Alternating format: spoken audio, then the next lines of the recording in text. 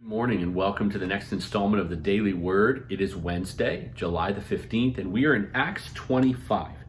And as we unpack this storyline and it continues to unfold for Paul, there is a really important truth that I want to highlight in today's reading. First, I want to read through the chapter together with you. And so if you want to, go grab your Bible, hit pause, I'll be right here. Or if you already have your Bible, open it up, go to Acts 25, and let's jump right in. I'm reading from the ESV. Now 3 days after Festus had arrived in the province, he went up to Jerusalem from Caesarea.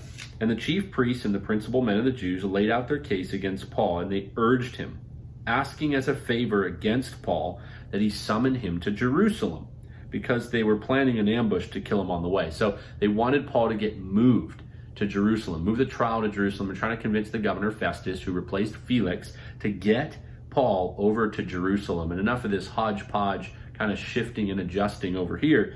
If they can get him to Jerusalem, they could have a little more control and kill him. Festus replied Paul was being kept at Caesarea and that he himself intended to go there shortly. So, said he, let the men of authority among you go down with me, and if there is anything wrong about the man, let them bring charges against him. After he stayed among them not more than 8 or 10 days, he went down to Caesarea. And the next day he took his seat on the tribunal and ordered Paul to be brought. So things aren't going the way that the Jews wanted it to go. At the same time, Paul's just kind of being shifted, tossed around, waiting, still in custody, waiting. And when he had arrived, the Jews who had come down from Jerusalem stood around him, bringing many serious charges against him they could not prove. So lots of charges, lots of accusations, no evidence whatsoever. Verse 8, Paul argued in his defense, neither against the law of the Jews, nor against the temple, nor against Caesar have I committed any offense. But Festus, wishing to do the Jews a favor, said to Paul, do you wish to go up to Jerusalem and there be tried on these charges before me? So he almost seems to be giving in or trying to throw a bone to the Jews. Paul says, I'm standing before Caesar's tribunal where I ought to be tried. To the Jews I've done no wrong, as you yourself know very well. If then I am a wrongdoer and I've committed anything for which I deserve to die, I do not seek to escape death. So he's saying, hey, if I've done something worthy of death, kill me. I'll accept it. But if there's nothing to their charges against me, no one can give me up to them. I appeal to Caesar. So Paul, appealing his Roman citizenship, he's not to be turned over to the Jews to go on trial in Jerusalem. Then Festus, when he had conferred with the council, answered, to Caesar you have appealed, to Caesar you shall go. So he goes on now. After some days pass, Agrippa the king and Bernice arrived at Caesarea and greeted Festus. And as they stayed there many days, Festus laid Paul's case before the king, saying, there's a man left prisoner by Felix. And when I was at Jerusalem, the chief priests and the elders of the Jews laid out their case against him, asking for a sentence of condemnation against him. I answered them that it was not the custom of the Romans to give up anyone. Before the accusers met the accusers face to face, before the accused met the accusers face to face, and had the opportunity to make his defense concerning the charge laid against him. So, when they came together here, I made no delay, but on the next day took my seat on the tribunal and ordered the man to be brought. When the accusers stood up, they brought no charges in his case of such evils as I supposed. Rather, they had certain points of dispute with him about their own religion and about a certain Jesus who was dead, but whom Paul asserted to be alive. Being at a loss how to investigate these questions, I asked whether he wanted to go to Jerusalem and be tried there regarding them. But when Paul had appealed to be kept in custody for the decision of the emperor, I ordered him to be held until I could send him to Caesar. Then Agrippa said to Festus, I would like to hear the man myself. Tomorrow, said he, you will hear him. So on the next day, Agrippa and Bernice came with great pomp, and they entered the audience hall with the military tribunes, the prominent men of the city. Then at the command of Festus, Paul was brought in.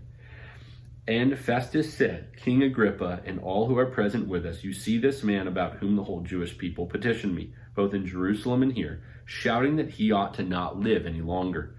But I found that he'd done nothing wrong, nothing deserving death. And as he himself appealed to the emperor, I decided to go ahead and send him. But I have nothing definite to write to my lord about him. Therefore I've brought him before you all, and especially before you, King Agrippa, so that after we have examined him I may have something to write. For it seems unreasonable in sending a prisoner not to indicate the charges against him. So here we see the Apostle Paul blameless. Now, one of the things that I want to point out is the injustice of that, right? You would think, how can they keep holding him in custody if they can't even find evidence for the charges he's being accused of? And therein lies the lesson.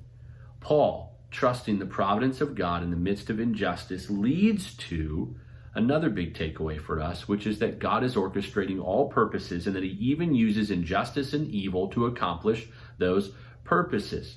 What purpose in this? Well, what we're going to look at tomorrow is Paul getting to share the gospel and defend the gospel and talk about his conversion in front of now King Agrippa. And before that, Festus and Felix and others, and soon Rome.